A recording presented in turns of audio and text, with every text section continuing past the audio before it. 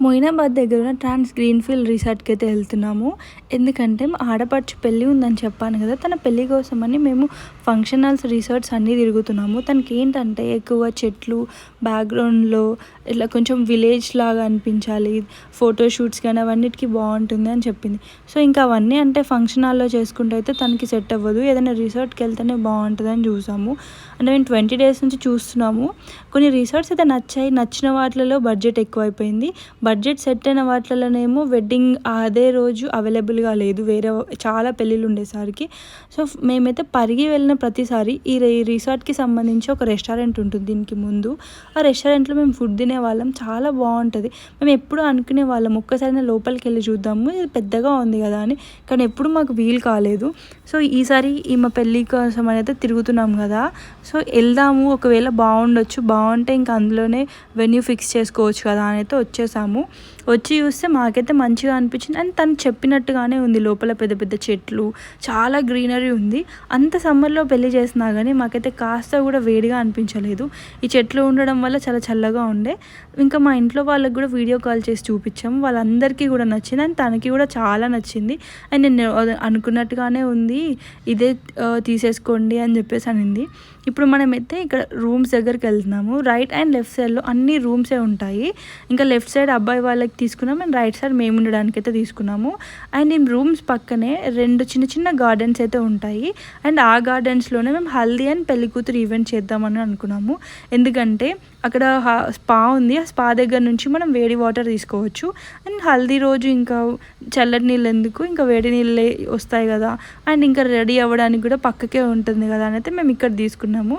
And moreover ఏంటంటే మాకు చుట్టాలు కూడా 2 ఈవెంట్స్కి ఎక్కువ రావు, జస్ట్ ఇమీడియట్ ఫ్యామిలీ మాత్రమే పీల్చుకున్నాము. ఎక్కువ మొత్తం పిలవకుండా వెడ్డింగ్కి మాత్రం చుట్టాలందరినీ పీల్చుకున్నాము. అండ్ ఇక్కడ హల్దీ చేసే దగ్గర ఒక చిన్న ఫౌంటైన్ కూడా ఉంటుంది. అక్కడ ఫొటోస్ అయితే సూపర్గా వచ్చాయి మాకు. అండ్ ఫొటోస్ వచ్చాకైతే మేము ఫుల్ హ్యాపీ అయిపోయినాం. పెట్టిన డబ్బులకి న్యాయం అయితే జరిగింది ఫొటోస్ అవన్నీ కూడా. ఈ లెఫ్ట్ సైడ్లో మేము హల్దీ కోసం ప్రిపేర్ చేయించుకున్నాము. అండ్ రైట్ సైడ్లో వచ్చేసి పెళ్లి కూతురు ఫంక్షన్కి ఇక్కడ చిన్న స్టే చేయించుకున్నాం. ఈ మిడిల్లో ఏమో స్పా ఉంది. హల్దీ అయిన దగ్గర చెట్లు ఎక్కువ ఉండడం వల్ల మాకు ఎక్కువ సెటప్ అయితే ఏం పట్టలేదు. జస్ట్ కొన్ని ఫ్లవర్స్తో మాత్రమే జస్ట్ హ్యాంగ్ చేశారు. అండ్ ఒక చిన్నగా ఇలా బోర్డు పెట్టారు అంతే. కానీ సూపర్గా ఉండే, మాకు ఎక్కువ ఫ్లవర్ డెకరేషనే పట్టలేదు ఎక్కువ చెట్లు ఉండడం వల్ల.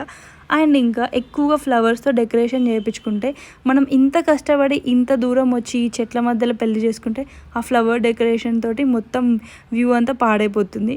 సో అందుకోసమని పెళ్లి కూతురు ఫంక్షన్కి ఎక్కువ డెకరేట్ చేయించుకోకుండా ఎలా అంటే న్యాచురల్గా ఉండేలాగానే మేము చేసేసుకున్నాము. ఇక్కడైతే ఫోటో సూపర్గా వచ్చాయి. ఇప్పుడు మనం రూమ్స్ దగ్గరికి వెళ్దాము, ఎలా ఉన్నాయో చూపిస్తాను. రూమ్ డోర్ ఓపెన్ చేయగానే ఎంట్రన్స్లో రైట్ అండ్ లెఫ్ట్ సైడ్లో కబోర్డ్స్ ఉన్నాయి. అండ్ వీళ్ళు మనకి లాకర్ ఫెసిలిటీ కూడా ఇచ్చారు. రూమ్స్ కూడా చాలా పెద్దగా హైజెనిక్గా ఉన్నాయి. అండ్ ఇక్కడ రూమ్స్ దగ్గర నుంచి బయటికి మనం ఎక్కడైతే హల్దీ అండ్ పెళ్లి కూతురు ఈవెంట్ చేస్తున్నామో ఆ గార్డెన్ కనిపించేలాగా వ్యూ అయితే ఉంది.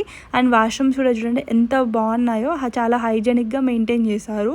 అంటే పెళ్ళికి వచ్చినప్పుడు ఒక్కొక్క ఫ్యామిలీకి ఒక్కొక్కరికి రూమ్ తీసుకోవాలంటే ఎక్కువ డబ్బులు అవుతుంది కదా. గ్రూప్ అకామిడేషన్ కూడా ఉంది. అంటే ఒకే రూమ్లో ఒక 5 to 8 బెడ్స్ అలా ఉన్నాయి. సో ఇంకా ఎక్కువ మంది చుట్టాలు వస్తారు కాబట్టి సో మేము అలా ఒక రూమ్ తీసుకున్నాం. మిగతావన్నీ సింగిల్గానే తీసుకున్నాం 5 రూమ్స్. సో ఇది చూడండి 5 to 8 బెడ్స్ ఒకే రూమ్లో ఉన్నాయి. అండ్ వీటికి 4 వాష్రూమ్స్ అయితే ఇచ్చారు. అండ్ మేము సింగిల్ రూమ్స్ తీసుకున్నాం కదా, దాంట్లో 2 మెంబర్స్ మాత్రమే స్టే చేయాలంట. ఎక్స్ట్రా పర్సన్ స్టే చేస్తే వాళ్ళు ఛార్జెస్ అయితే తీసుకుంటున్నారు. అండ్ ఇక్కడ సోఫా కమ్ బెడ్ కూడా ఉంది. సో ఇంకా అలా ఎందుకు అని చెప్పేసి ఇలా గ్రూప్ అకామిడేషన్ తీసుకున్నాము. ఇంకా ఇందులో 2 చిన్న బ్యాంకెట్ హాల్స్ అండ్ ఒక పెద్ద గార్డెన్ ఉంది. అండ్ మనకి ముందుకెళ్తే ఒక స్విమ్మింగ్ పూల్, మెయిన్ గార్డెన్, ఇంకా మెయిన్ బ్యాంకెట్ హాల్ అయితే ఉంటుంది. ఇప్పుడు ఇది కనిపిస్తున్న ఈ గార్డెన్లో ఈజీగా 200 to 300 మెంబర్స్ అయితే పార్టీ చేసుకోవచ్చు. అండ్ ఇవి 2 చిన్న బ్యాంకెట్ హాల్స్ ఉన్నాయని చెప్పాను కదా, దాని ముందున్న గార్డెన్ అది. అక్కడ మనం బ్యాంకెట్ హాల్లో ఫంక్షన్ చేసుకున్న ఈ బయట గార్డెన్లో మనం ఫుడ్ అరేంజ్మెంట్స్ అయితే చేసుకోవచ్చు. ఈజీగా 200 మెంబర్స్ అయితే ఉండొచ్చు. అంత పెద్దగానే ఉంది. మరి చూసినంత చిన్నగా అయితే లేదు. అండ్ ఇలా ఇప్పుడు మనం ముందుకెళ్తే మనకి అక్కడ ఒక స్విమ్మింగ్ పూల్ ఉంటుంది. ఆ స్విమ్మింగ్ పూల్ దగ్గర ఒక పెద్ద మర్రి చెట్టు అండ్ పిల్లలు ఆడుకునేటివి కూడా ఉంటాయి.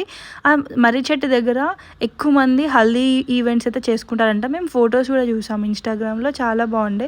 అండ్ మేము కూడా అక్కడ హల్దీ చేసుకుందాం అనుకున్నాం కానీ మాకు హోమం ఉంటుంది. సో హోమం అక్కడ చెట్టు కింద చేసేసుకొని ఇప్పుడు మేము చూపించిన గార్డెన్‌లో మాకు హల్దీ చేసుకుంటే సెట్ అయిపోతుంది.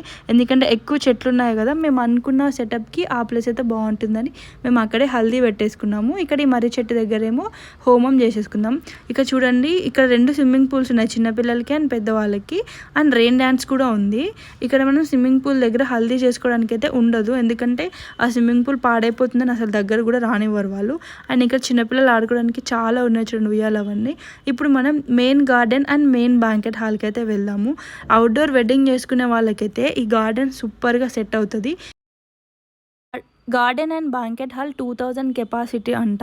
సో ఏంటంటే వీళ్ళు మినిమం 500 పీపుల్స్కి అయితే ఛార్జ్ చేస్తారు, అంతకంటే తక్కువ అయితే వీళ్ళు అసలు ఇవ్వరంట దీనికి. సో మాకు ఎలాగో 500 మెంబర్స్ వస్తారు కదా, అండ్ మేము ఏమనుకున్నామంటే అవుట్డోర్ వెడ్డింగ్ చేసుకుందామని ఉండే కదా, సో బయటే చేసుకుందాం, ఇన్ని చెట్లు ఉన్నాయి కదా అనుకున్నాము. ఇప్పుడైతే చెట్లకి ఎక్కువ ఆకులు లేవు అండ్ మా వెడ్డింగ్ టైం వరకు అయితే ఇంకా గ్రీన్గా అయిపోతుంది.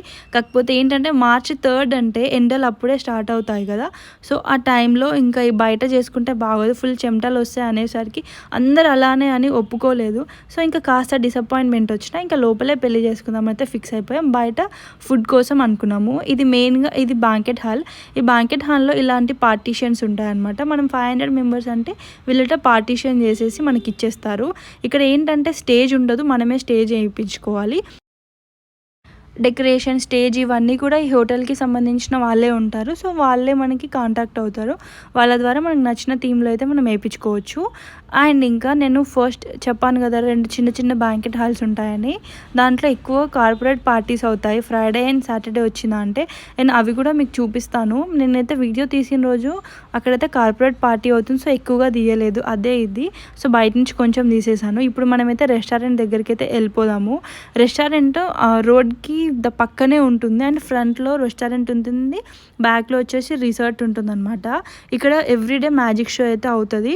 అండ్ ఈ రెస్టారెంట్ దగ్గర కూడా ఒక చిన్న చిన్న 2 గార్డెన్స్ అయితే ఉంటాయి. అండ్ మేము ఫుడ్ కూడా సెలెక్ట్ చేసుకున్నాం కదా, అదే రోజు మాకు ఫుడ్ అయితే ప్రిపేర్ చేసి ఇచ్చారు, అంటే టేస్టింగ్ కోసమని.